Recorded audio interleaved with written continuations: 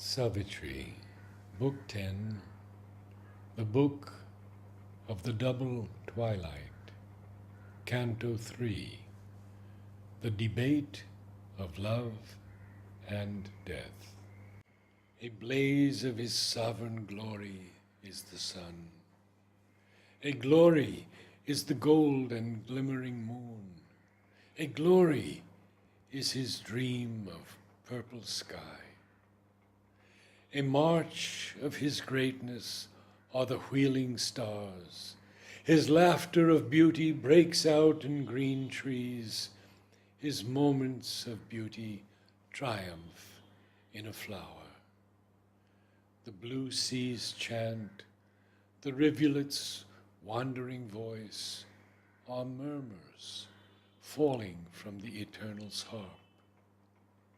This world is God fulfilled in outwardness.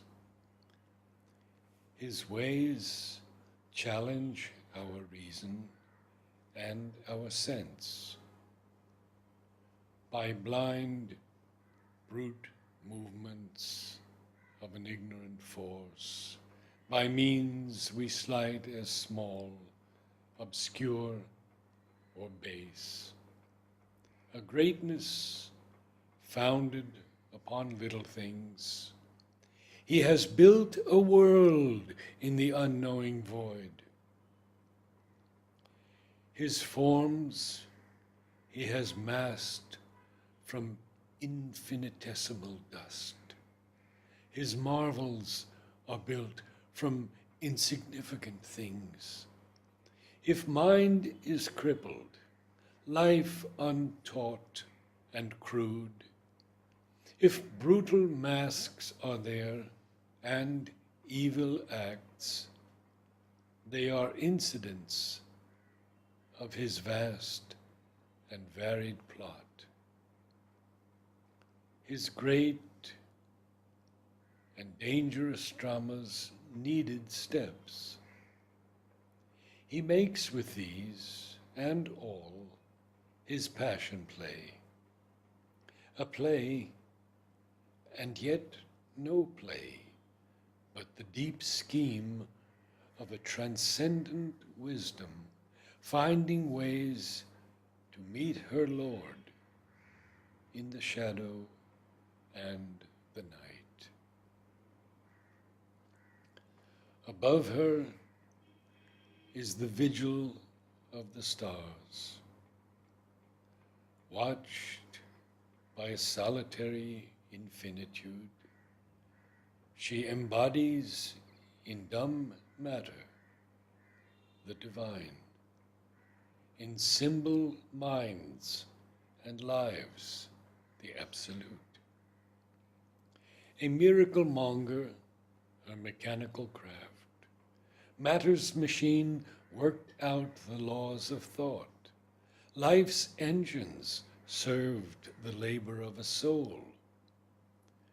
The mighty mother, her creation wrought, a huge caprice self-bound by iron laws, and shut God into an enigmatic world. She lulled the omniscient into nescient sleep. Omnipotence on inertia's back she drove, trod perfectly with divine, unconscious steps the enormous circle of her wonder works.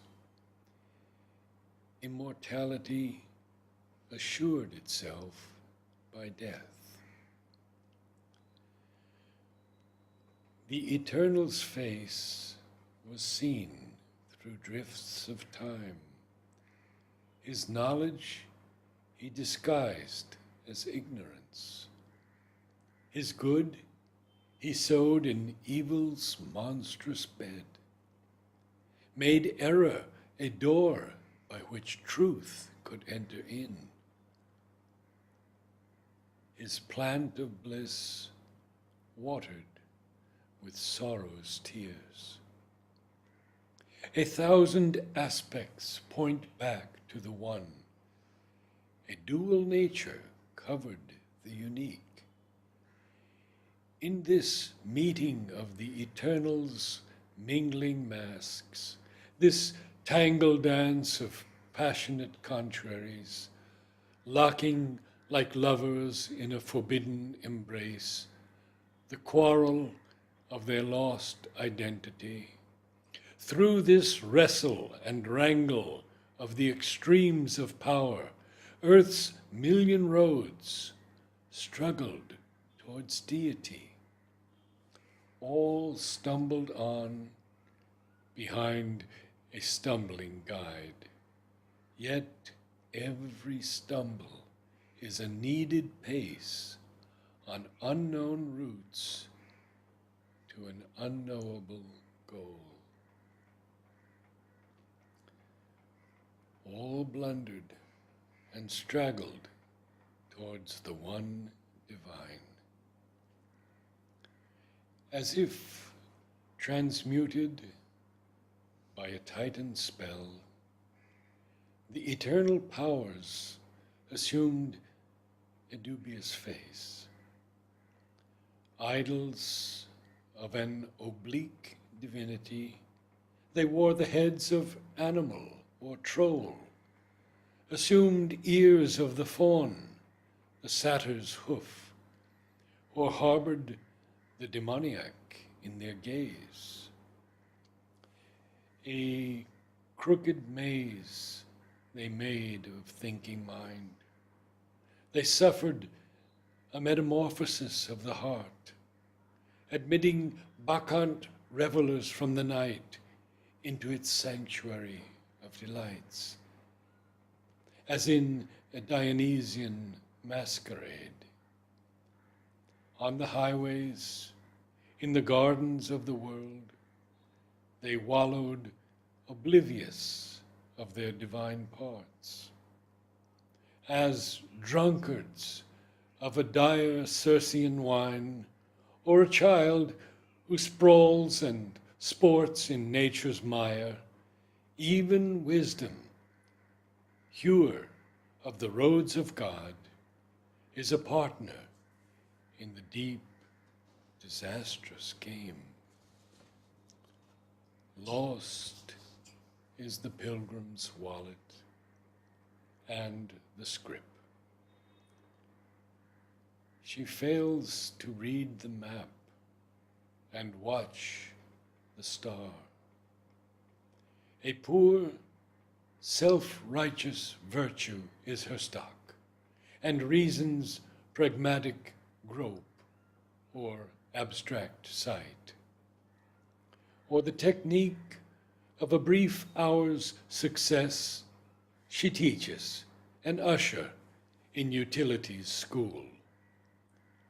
On the ocean surface of vast consciousness, small thoughts in shoals are fished up into a net, but the great truths escape her narrow cast.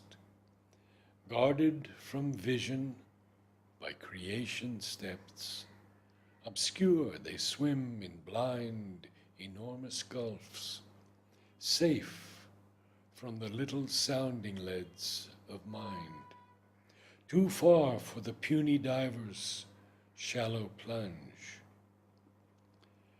Our mortal vision peers with ignorant eyes. It has no gaze on the deep heart of things. Our knowledge walks leaning on error's staff, a worshipper of false dogmas and false gods, or fanatic of a fierce, intolerant creed, or a seeker doubting every truth he finds, a skeptic facing light with adamant no, or chilling the heart with dry, ironic smile, a cynic stamping out the God in man. A darkness wallows in the paths of time, or lifts its giant head to blot the stars. It makes a cloud of the interpreting mind and intercepts the oracles of the sun. Yet light is there. It stands at nature's doors. It holds a torch to lead the traveler in.